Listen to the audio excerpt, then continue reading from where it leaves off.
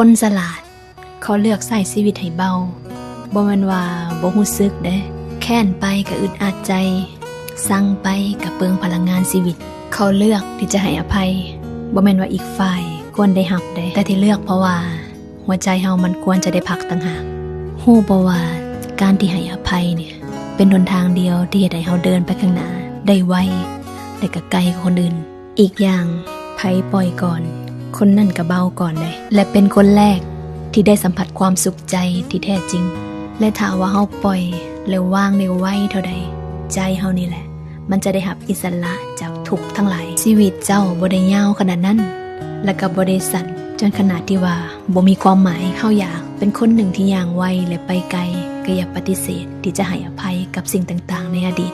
แทนที่สิโมหาทางเอาชนะกันลองเปลี่ยนมาให้อภัย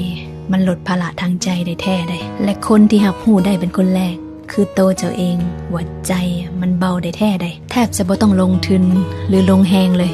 การวางบ่แม่นสัญลักษณ์ของการยอมแพ้แต่เป็นเครื่องหมายของชัยชนะอย่างสมบูรณ์แบบตั้งใครก็ตามที่เอาชนะใจตัวเองได้มันคือชัยชนะที่ยิ่งใหญ่และสง่างามที่สุดตอนที่ใจมันสงบฮู้บ่ว่าพื้นที่ทางใจของมันสะอาดขึ้นอัศจรรย์คือพลังชีวิตเราจะกลับมาจากทุกทิศทุกทางเลยจงเลือกใช้ชีวิตอย่างต่อไปอย่างคนใจเบาบ่แม่นแบกเอาแต่ความโกรธแค้นความอิจฉาและความริษยาไปนำตลอดเวลายอมรับก่อนว่าเฮาบ่ได้เก่งและก็บ่ได้เก่งพอและก็บ่จำเป็นอีกจะต้องเอาตัวเองไปแข่งกับไผจึงจำเป็นต้องถอยตัวเองออกมาเพื่อกลับมาพัฒนา